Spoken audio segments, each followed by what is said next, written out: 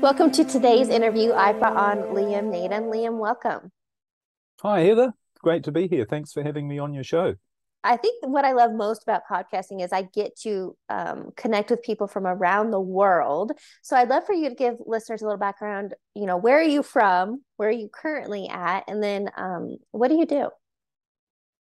Okay, well, I'm a speaker, teacher, writer, and researcher, really on trying to answer the question, how do we really get the results we do in our life, good and bad? And that really uses up all my time and most of my energy, which I'm thrilled to be spending it on. But I'm originally, as you might pick up from my accent, I'm originally from New Zealand, but currently I live in Europe, but I have people all around the world who I work with. Yes. How did you get into this work? Well, actually, it really came from a catalytic. Is there a word? Catalytic moment? Yeah. A moment of a moment of catalyst, which was I'd really studied probably, and I'm sure exactly like you and many of your listeners, I'd always been a student of success pretty much throughout my life. I'd always had this question in my mind, both conscious and subconscious. How can I be the best that I can be? How can I be more? How can I have a great life? How can I be in control of my life? How can I feel that that life is really exciting? So it's a question that really sent me in all sorts of directions throughout my life. I was brought up in a religious family. So initially I thought the answer was in religion, because religion teaches, or certainly I was taught as a child, if you want to be happy and successful, which is even then what I was looking for, then the answer is you ask God for what you want. You pray to God and God will give it to you. Well, it didn't quite work out for me, and it didn't seem to work out for most of the people I knew, including my parents and teachers, because they didn't seem to be that much happier or more successful than anyone else. Yeah. But anyway, but there was a clue there, and we can talk about that later as well, about what religion teaches about what or how to create success in your life, what it really teaches. But anyway, that led me into all sorts of different directions. I set up my own businesses because I was told that if you want to be happy and successful, that's the way to go. And I've had 18 different businesses in my life in all sorts of different areas, some more successful than others. And I also, alongside that, studied everything I could to do with how to be successful. So if I heard of somebody who had an idea or who said, I've got a process or a method or something that can help you be more successful, I really went into that. And I went to seminars all over the world, including to your fine country. Yeah. And and from New Zealand, it's a long way away Yeah. to go to a seminar, but I did. Went to lots of seminars. I did lots of courses. I read lots of books, studied everything I could on personal development, self-help, goal setting, reprogramming your subconscious mind, changing your beliefs, doing affirmations, motivation, all sorts of different methods and techniques. And I also studied spirituality, meditation, and different spiritual practices and techniques as well. But what I noticed or should I say, my catalytic moment was in my mid-40s. I went from being a multi-millionaire, having achieved a respectable amount of success with, multiple homes and multiple businesses and things appearing to go pretty well. I went from that almost overnight to becoming homeless, losing everything. And I had to move back in with my elderly mother and sleep on the sofa in her living room in her small apartment. That was how, I literally just lost everything. And why that was such a defining moment for me, or time really, was it got me thinking, how could this have happened to me? Because I have studied success all my life. I've been successful. I've really I have so much knowledge and information about how to achieve goals, how to set goals, how to use your thoughts, how to use your mind, how to to be in control of your life. And all of a sudden, I feel completely out of control of my life. I mean, Yeah. this wasn't on my goals list, was to lose everything. So I was really puzzled by it. And I thought, I, I just really can't figure it out at all. And the worst thing was I didn't really know how to get out of the situation I was in either, because even though I was living on my mother's couch, I couldn't figure out, how am I going to get back on my feet? How am I going to start earning money again? How am I going to get back into my own place so I don't have to to be on, sleep on a sofa for the rest of my life. I just had no clue on what to do. But what actually happened after that was I did get through that obviously got through that situation, and my life started to improve, but it started to improve in quite a different way. So I started to get back into setting up my own businesses again and doing things that I really enjoyed. But one of the big differences I noticed, there was a huge difference. Whereas previously, I felt like I'd been chasing after success. I'd always been trying to learn more, trying to do the next workshop, seminar, or get some more information, set bigger goals, and be motivated and determined, and, just with grim determination, try and overcome obstacles. And as part of the success I had, quote unquote success, I had a lot of problems and stress in my life to deal with as well. And it was like I came to understand or believe what many people have said, which is problems and stress, they're a natural byproduct of success. If you want to be successful, you're going to have to deal with problems. You're going to have to deal with stress. You're going to have to overcome challenges. And I actually thought, well, if this is the way life is, if this is what success is, well, it's not really quite what I signed up for. I want to be happy. I don't want to have problems and stress in my life. I want to feel in control of my life. I don't want to be dealing with things that make me feel bad. But the difference with life after my catalytic moment experience was, instead of me chasing after success, always going after more and trying to figure things out and trying to work things out and trying to make things work and having lots of problems and stress, it felt very different, because it was like success was actually coming to me. Without getting too corny about it, if you like, I was attracting success. That's what it felt like. So people would come into my life. Different situations would show up in my life that gave me opportunities to do things that worked out really well. And I'd come up with new ideas of something, a different way to do something, and it worked really well as well. And things were flowing a lot better. And the best part about it of all was, I realized one day I didn't really have any problems or stress. I didn't have all this stuff I had to deal with that made me feel bad. I actually would wake up in the morning, and I still am like this, wake up in the morning excited about the day, looking forward to it and wondering what was going to happen and what good things were going to happen, rather than dreading opening my email inbox, which is what I used to do. Yeah. And go to bed at night excited by what was coming up the next day, not worrying about all the problems. So that really sent me on a quest to say, I'm doing something very differently, because I had all of this knowledge, all of this information, but I actually feel a lot happier, a lot more successful. Things are working a lot better. And this feeling of being in control of my life and actually doing the things I really enjoy doing without the distraction of things I don't enjoy doing, this is working. So I need to figure out what I'm doing differently, because I want to make sure I keep doing it. I don't want to mess this up. This is working.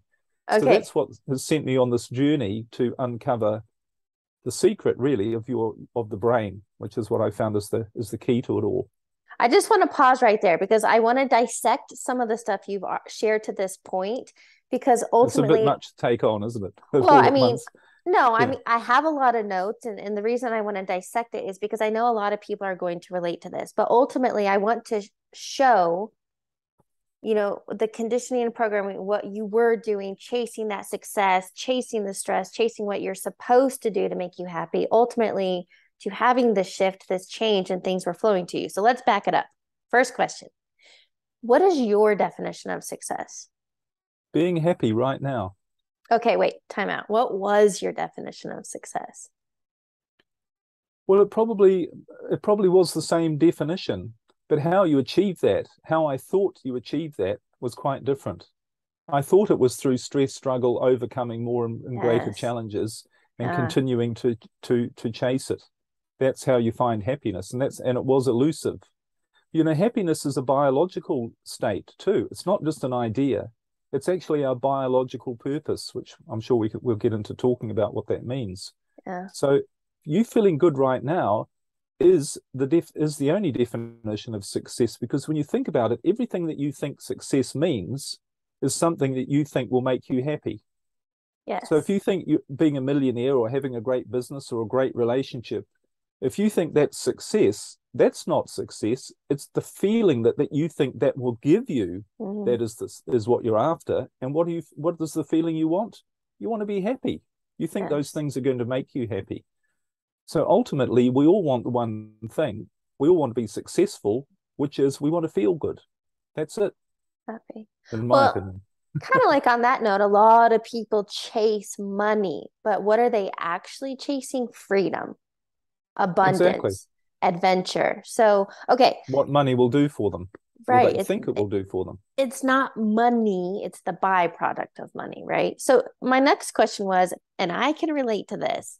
I kind of coined the term self-help junkie. I got addicted to chasing the high, going to courses and taking courses, going to seminars, reading the next book, having to like, I hit 7 Tony Robbins events in 9 months, and that was just the start, right?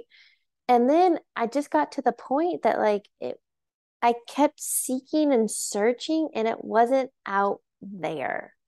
That was my aha moment. So what was yours?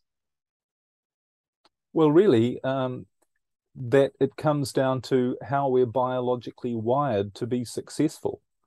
And I could explain that, but really one of the things I started to do after I became a lot happier and my lifestyle changed, I started to spend a lot more time in nature. And it Mm, occurred to me, if I want to know the answer to who am I, what am I here for, and how can I, what makes me get the results I do, a really good place to start is to look at nature because we're part of nature. yeah. We're biological. We have a biological body, and we're a living creature along with everything else on the planet. So if nature has a purpose, if nature works in a certain way, then we must work in that same way as well, biologically. And every scientist who studies biology, if you were to ask them the question, what is the purpose of life? Why does life exist, including our own life biologically? They'll all give you the same answer.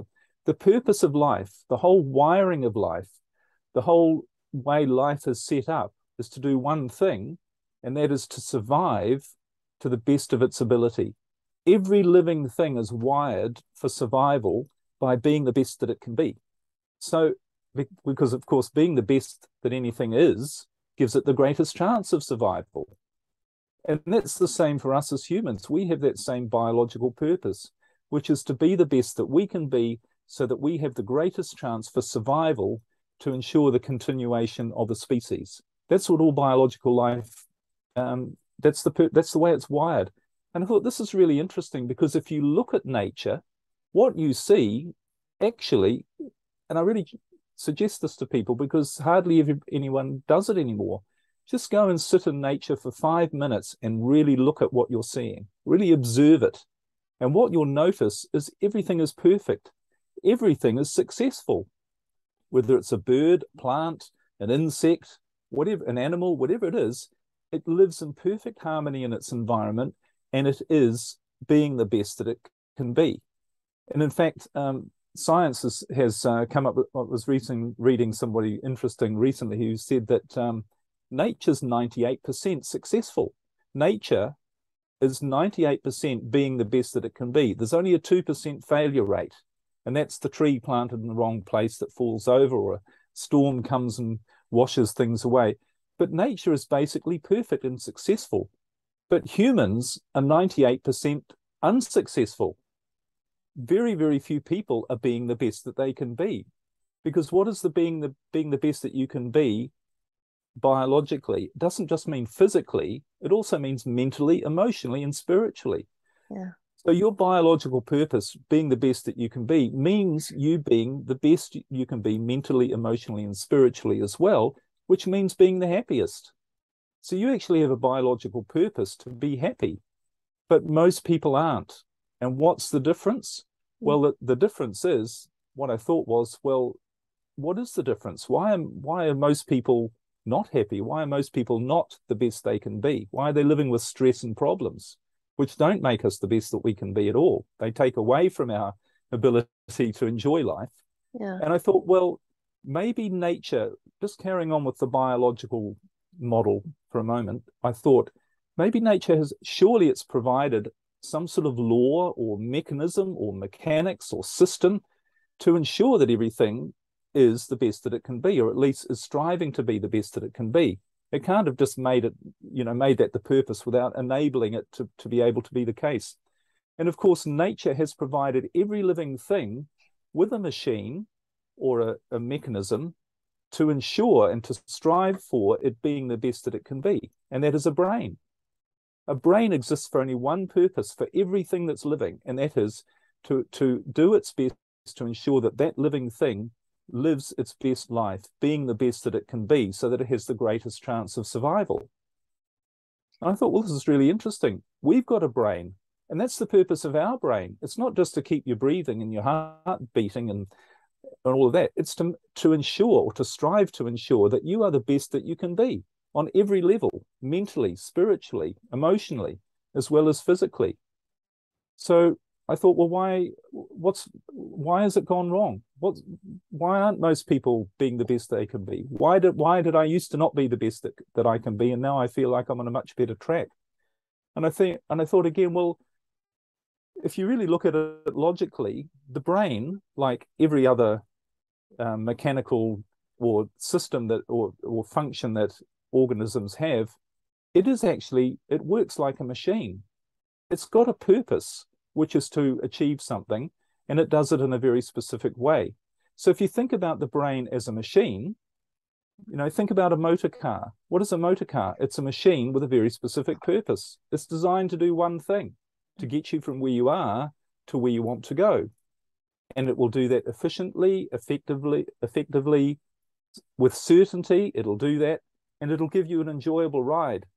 But there's only one reason why your car wouldn't do that, and that is if it's not being used the right way. If for some reason you're putting in the wrong fuel and you're not driving it properly, that's when you're going to end up with problems. So it's exactly the same, it turns out, with the human brain. The human brain is designed to make sure you are the best that you can be, to strive to be the best that you can be. And if you're not, all that's happening is you're using the machine the wrong way. That's what creates the problems in your life. Yeah. And when I started to study how the brain works, I could see why not only why most people are using it the wrong way, but why I was using it the wrong way as well, and what I was now doing differently. And really, that's the basis of what I share with people now. And it's such a liberating idea, because it's like with a car, you wouldn't dream of getting into it and expecting it to take you anywhere if you didn't know how to drive it. And yet we all expect to use our brain, not knowing what its job is. We don't know that it's supposed to make us the best that we can be. We don't know that it's its purpose, and that it's not only can do it, it's what it's supposed to do. We don't know that, and we certainly have never been taught how to use it the right way. And that's really the foundation of all problems in the world, essentially. Okay, before we go there, I have some questions.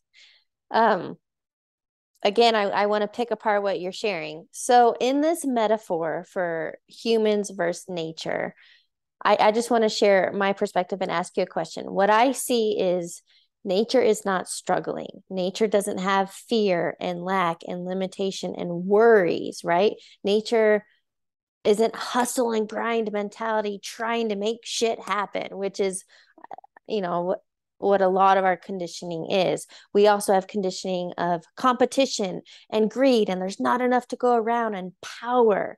And so I see that the difference between nature just being, trees and blades of grass. And I love nature, but I think a big reason that we're so drawn to nature is the peace, stillness, the calm, nature's very grounding, literally, especially if you're walking barefoot on the beach or the mountains.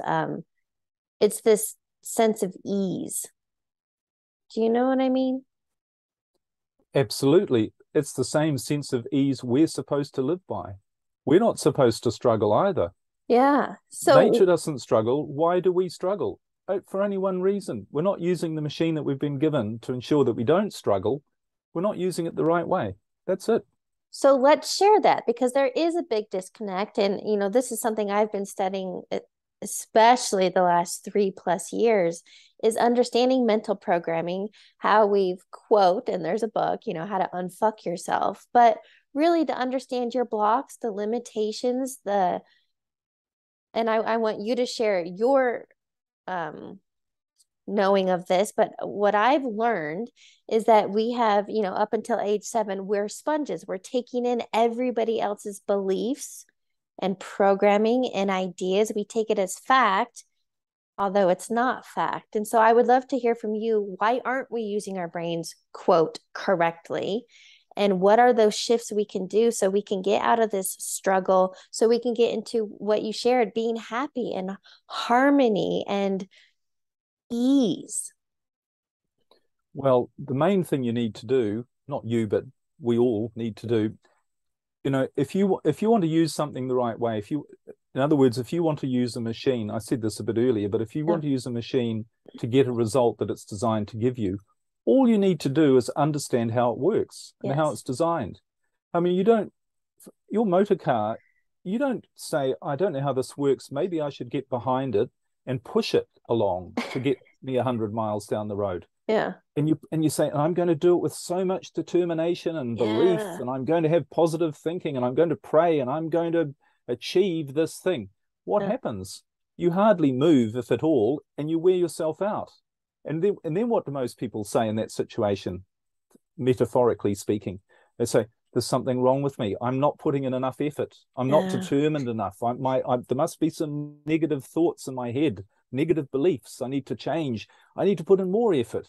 And if they just realized it's nothing to do with your effort, you're just putting in the wrong effort because you don't understand how the whole process works, how a car works. And someone else comes along and says to you, why on earth are you doing it like that? You're supposed to enjoy the ride. That's what a car's there for. Yeah. And it's exactly the same with your brain. So I actually have found it's a lot more fundamental than all of this work we think we have to do on changing things about ourselves. We just need to understand how this machine works and let it do its job.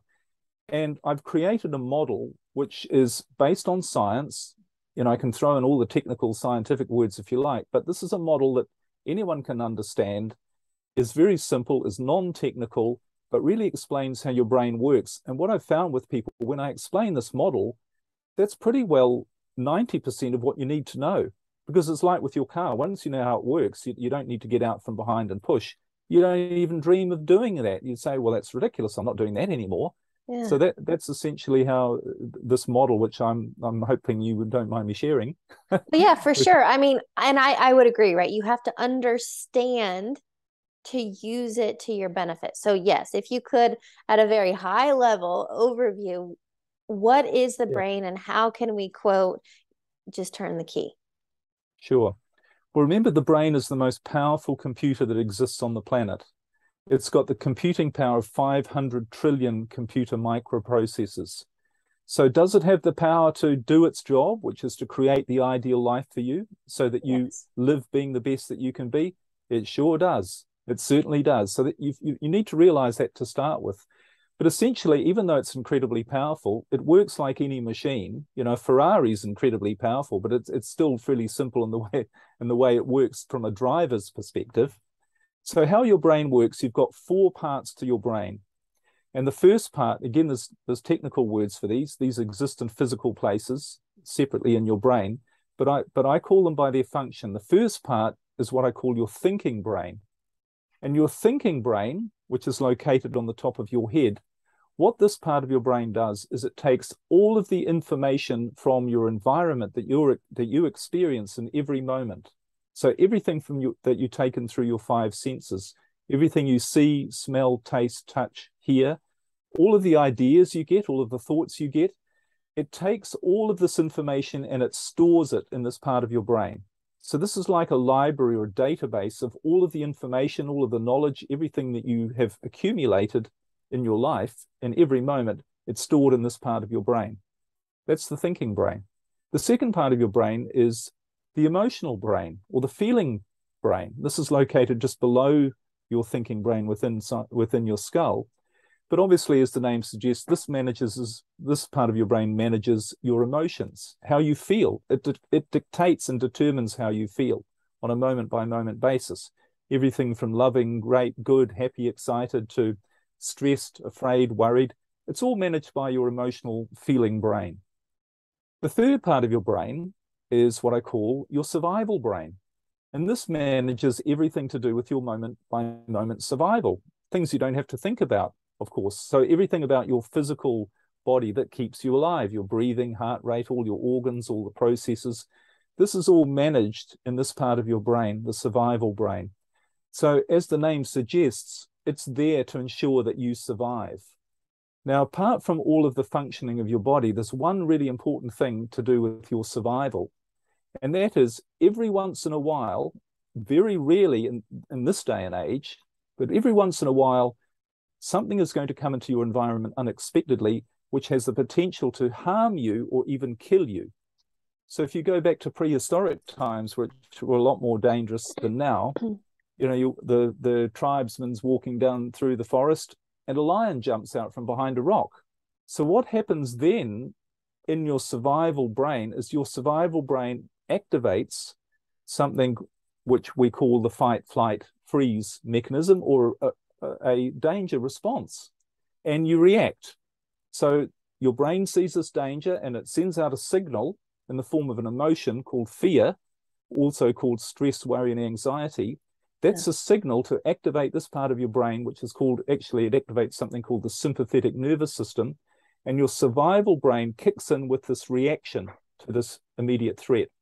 So if it's the lion, then you're going to run away, or you're going to shout out for help, or maybe stand and fight and get ready to fight. Whatever it is, this is your brain directing an automatic response to eliminate that danger.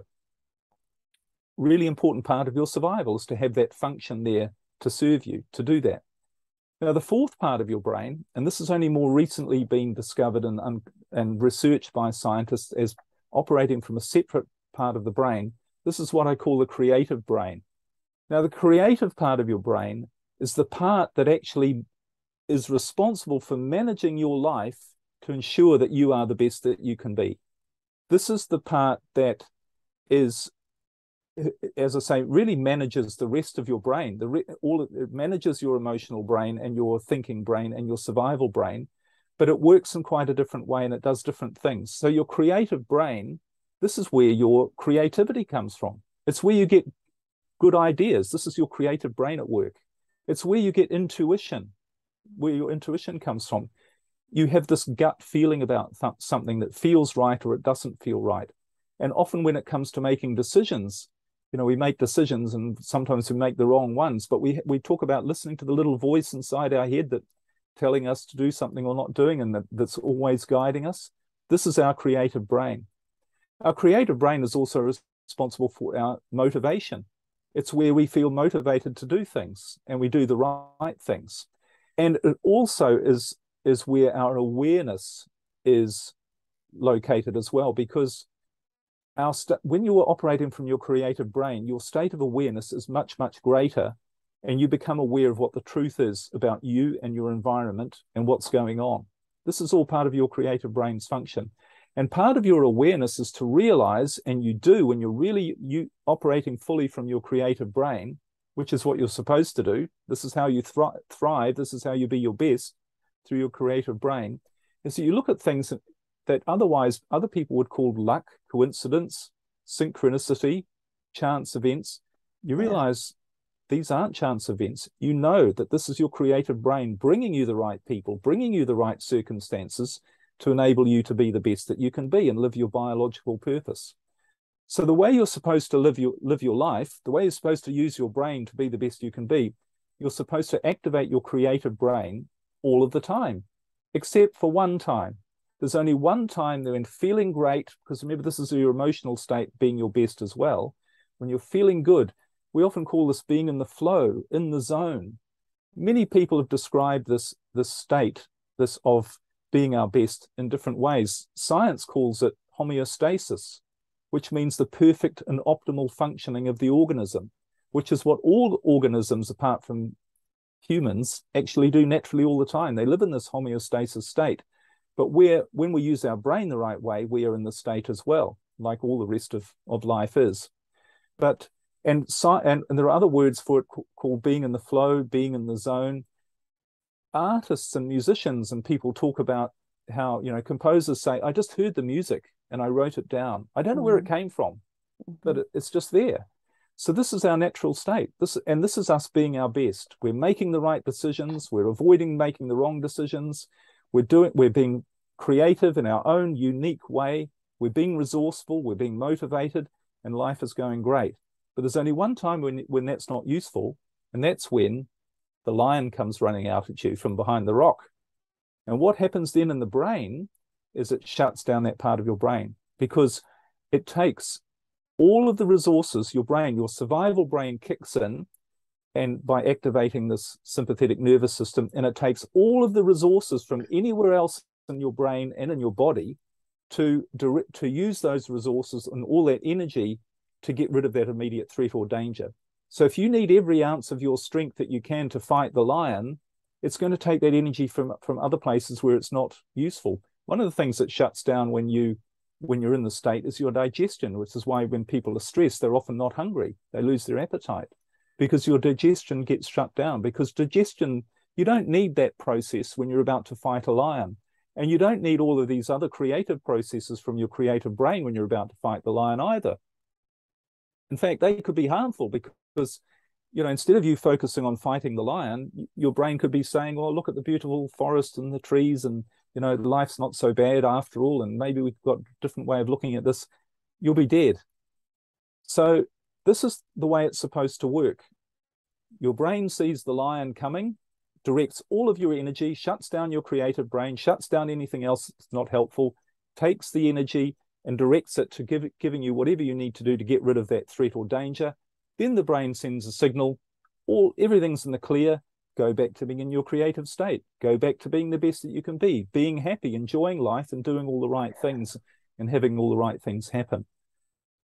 But there's a problem here. And the problem is most people are in the state of survival most of the time. And what's the sign that you're in that state?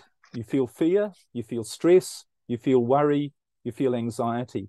When you feel fear, stress, worry, or anxiety, what's happening on a biological level is your brain is saying there's something that is an immediate threat to your survival that needs to be dealt with. And it puts you in this very limited negative state. Because remember, one of the things about when you're fighting a lion is your brain has to focus on all of the danger in your environment. Okay, there's the lion. How big is it? What's that other noise? Is there a snake in the grass?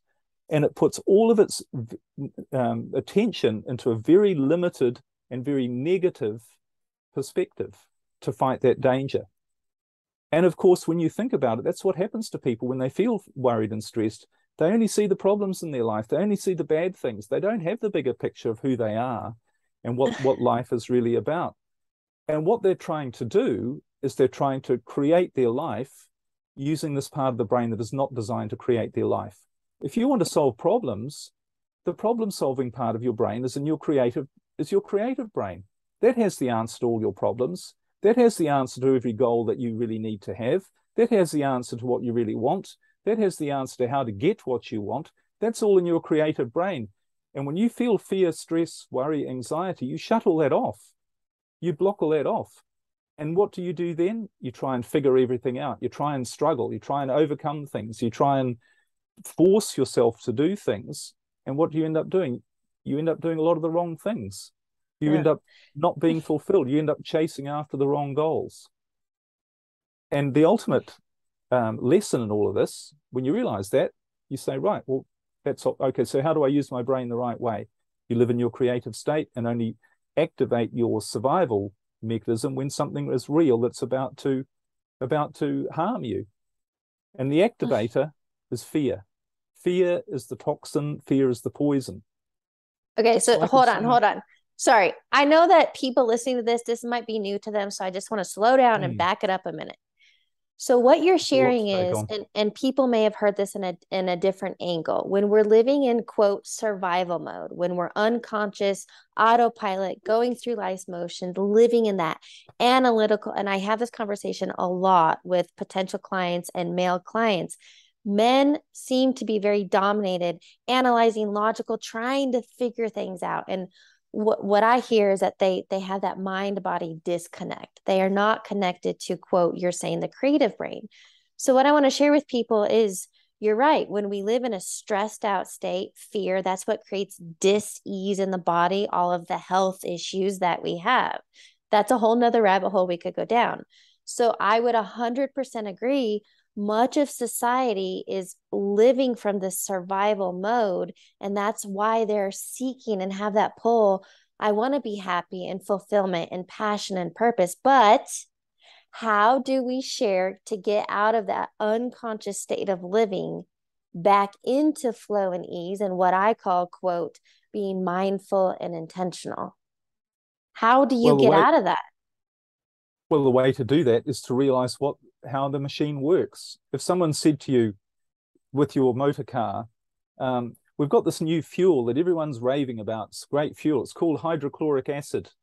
So pour that into your fuel tank, and you say, "Hang on, what are you on about? Everyone knows if you put hydrochloric acid into your fuel tank, you're going to damage the vehicle. It's the wrong fuel." And they say, no, this is a different type of hydrochloric acid.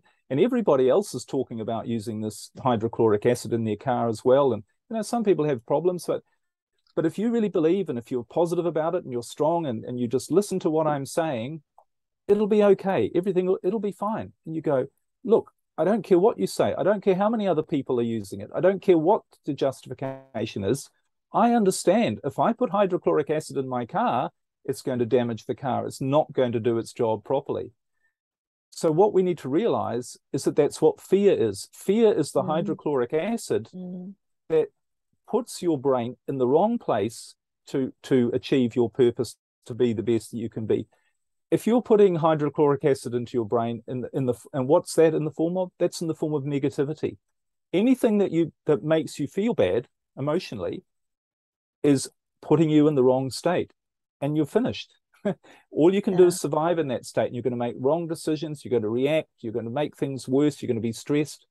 And it's all because you're putting in the wrong fuel. Well, that's the main thing.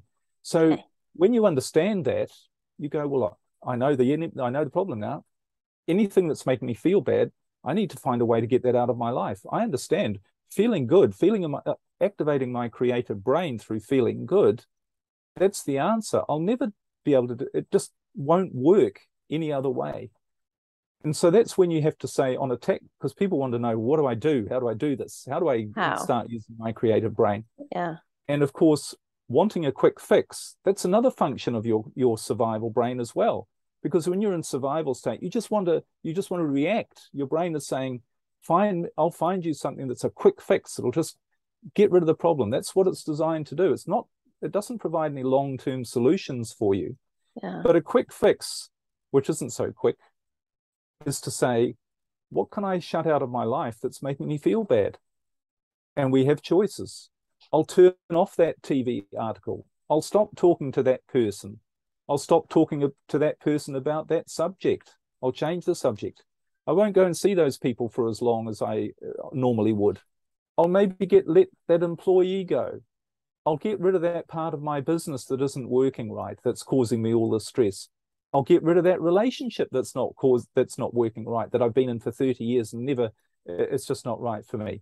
Yeah. When you realize what's at stake, those aren't difficult decisions to make, because then you get to realize that you don't need to try and struggle and force this and figure all this stuff out. Your brain is naturally going to do this for you. That's what it's designed to do.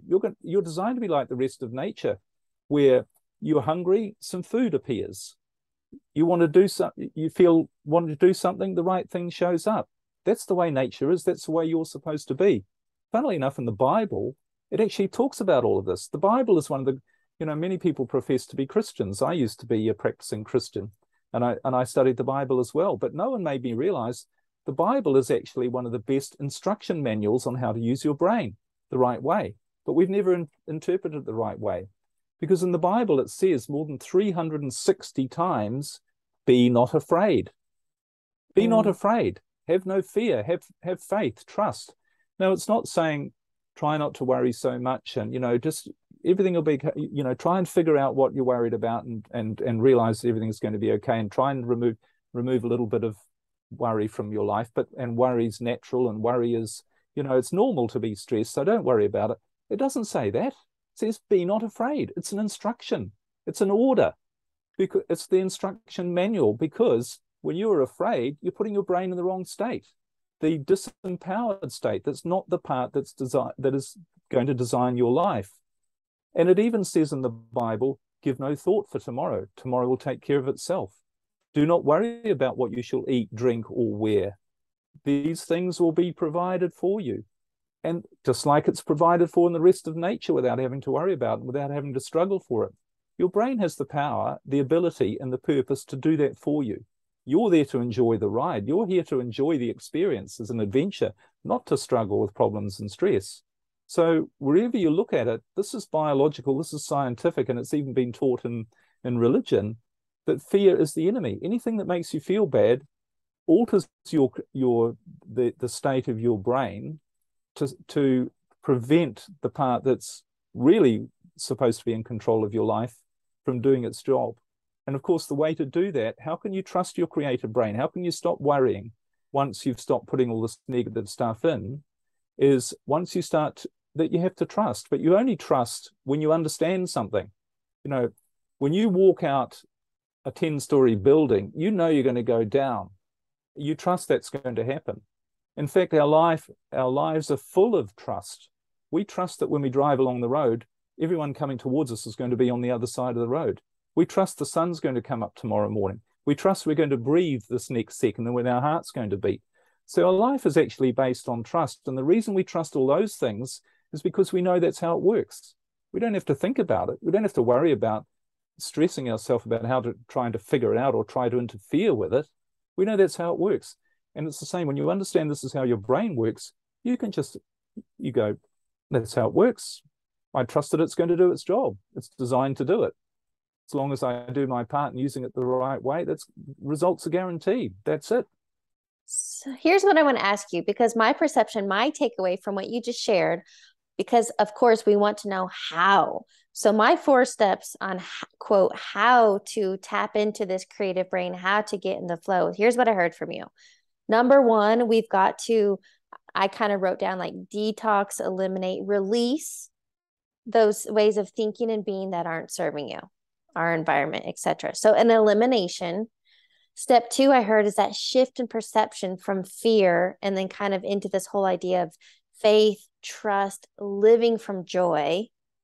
And the final piece I got from you is the present, because I think that's what creates so much stress for people, is worrying about the future or what could have been, what they should have done, and nobody's present, right? Well, the ultimate place of true of letting go of fear is the present. That is the only time you actually do let go of fear, because you're right. Most people, life is based on perception. It's what you think things mean. It's not what's actually happening. And if you change your awareness, you change the meaning of things and actually think your life does actually change. But besides all of that, when you're in the present moment, that's, as I said, that's the only time you're not afraid. You're not worried about the future. You're not thinking about the future. You're not worried about what might have happened in the past. You're not trying to figure things out with your thinking brain, which, remember, It's not designed to figure out your life. It's a library of your knowledge. It's not the reservoir of infinite knowledge that knows everything about you. It's just a library, a database. So when you're in the present moment, that's the only time you release fear. That's the only time you really trust and just let the process happen. Let the right things happen without any expectation or attachment to outcomes or anything like that. Now, of course, people say, okay, well, I need to be in the present moment. And we've come up with all sorts of rituals and ways and methods to try and really teach us how to stay in the present moment. Mm-hmm. But when you understand, when you really trust, you go, wow, it's a bit like you get in a car and you say, I'm off for a great ride here today, and I'm just going to enjoy it. You let go, you trust, because you know that it's going to do its job. So when you start to understand how your brain works and how your creative brain works, you can go, the more you understand it, the more you can actually trust it, because you're not really trusting it at all. You just know that's the way it works. And the beauty with this is too, once you start using your creative brain, so once you start eliminating all this stuff that's coming into your life that's making you feel bad, maybe not all of it, but a lot of it, once you start to see better things happen in your life, someone comes along and you go, oh, I wonder how that happened, or where they come from, or how that business opportunity or idea came from. Wow. Once you start to see it in action in your own life, the miracles, if you like, quote unquote, starting to happen, you go, well, this is great. And then you do more of it and you trust more because you understand more. And then it just snowballs. And then your life becomes this adventure, which it's supposed to be. And you play your part, which is to act on what's happening, but you know you're always doing the right thing. You know that everything's going to turn out the right way. And all you have to do is do what you're designed to do, which is just enjoy being here right in this moment. Okay, so my question for you, back to this, a car metaphor. How what would be a key takeaway to share with people how to shift into that creative brain as your automatic gear? All you need to do, get rid of fear. Find every way you can to get rid of fear. Because what's really happening in your brain when you feel afraid is you're driving a car and your brain is seeing all these imaginary lions rushing out at you. They're not there. There's no threats to your immediate survival in this moment. Someone comes along, if your business isn't doing well, is that a threat to your immediate survival? You're not going to die because your business isn't doing well. So, but we have all these imaginary lions cropping up in our head. So it really is quite simple. It's to say, I've just got to do everything I can to eliminate fear. You don't need to trying to figure out what to do. This is all a function of your survival brain. Remember, you don't need to figure it out. You just need to say, I'm going to trust that if I get rid of the hydrochloric acid, which is fear, my brain's going to do the right job. And then I can just enjoy the ride. That's all I need to do. I don't need to try and figure things out. I don't need to go back and try and analyze anything. Just like you don't with a car, you don't go under the hood and look at all the wires and try and figure out how everything works. You just know it does. But there's another really important thing, of course. Once you've stopped eliminating the fear, you have to deal with the stuff that's already in there. And you talked about this earlier, how we're bombarded, programmed, whatever you want to call it, from birth, that life's a struggle, life's hard, you have to work hard, you have to set lots of goals, you'll deal with adversity and problems, and you have to learn more, and you have to find all these. We're taught that life is a struggle. So your brain has, from your birth, created all of these associations to come up to the conclusion that your life is dangerous, that you're surrounded by lions all the time. So once you've stopped putting all the stuff in that's making you feel bad to stop your brain working right, you still have to deal with the things, the imaginary lions that your brain's already created in there. And I've actually created a process called neurostate rebalancing, which helps you do that. It helps your brain see the difference between a real danger and an imaginary one. And once it does that, the only time you feel fear is when a lion's about to attack you. You don't feel fear about your situation. And the beauty with that is your situation changes, so you don't have anything to fear anyway, because that's the way you're supposed to live. That's what your brain is going to create for you. It's going to get rid of your problems. It's going to make sure you don't do the wrong thing. It's going to make sure you do the right thing. That's what it's there to do. And it's a different experience, and it's what the 2% of people who experience true happiness, true fulfillment in their life, that's what they do. That's the difference. So I'm curious, is there a morning ritual or a daily practice you have to help you stay in this state of alignment, flow, ease? What are you doing? Well, the only thing I'm really doing is being mindful of how I'm feeling. Mm-hmm. So if I feel bad, then I say to myself, what's causing me to feel bad, and why am I letting it feel bad? So if somebody, we live on a boat, so every day is different, and we get held up sometimes, or the weather's not right, or we can't leave where we're staying at the right time. And if I get annoyed by that, I think, well, why am I getting annoyed? Because what's happening is my brain is saying, that's a danger to you, that's a threat. Whatever that person is doing, or whatever that situation could be harmful to you, when it's not. So I'm very mindful of is, what am I allowing to make me feel bad? And then realizing that it's just a lack of perspective on my part. Yeah. I love that. I don't have any rituals. It's a moment by moment thing of being aware of how you're feeling. Yeah. Am I trusting? Am I letting go? Am I just saying, am I worried about something, or trying to figure something out? Now, of course, every now and then, if you're working on a project, then you might have things to figure out, but you don't do it out of struggle then. You do it out of creativity, and you do it at the right time. Yeah. At the end of the day, life is not an external game. It's an internal game. It's all about your brain and your mind, isn't it? Yeah. You know, and it's how you think and how you see things and how you use your brain. That's what creates your external reality. Most people, the 98%, are out trying to change their world so that on the outside, so that they feel better on the inside. That's the opposite to the way it works. When you feel better on the inside, your brain activates the right part to make the outside better. That's it. And that's the biological explanation, if you like, for all the sort of law of attraction type stuff. But it actually does work. This is how it works on a biological level. Again, it says this in the Bible. It says, seek first the kingdom of heaven and everything else will be added to you. And you say, what's the kingdom of heaven? It says that in the Bible as well. The kingdom of heaven is within you. Yeah. And how do you seek the kingdom of heaven? You be like little children. Yep. What do little children do? They live in the moment. They enjoy life. They're not worried about the future. They're not stressed out and setting goals and trying to figure stuff out. They're just having a good time, enjoying the moment. Yeah. That's how a brain works. That's how you're designed to work, and that's how your life is designed to be. I love that. And I think that's something to really highlight. And then for time, we need to wrap up the interview.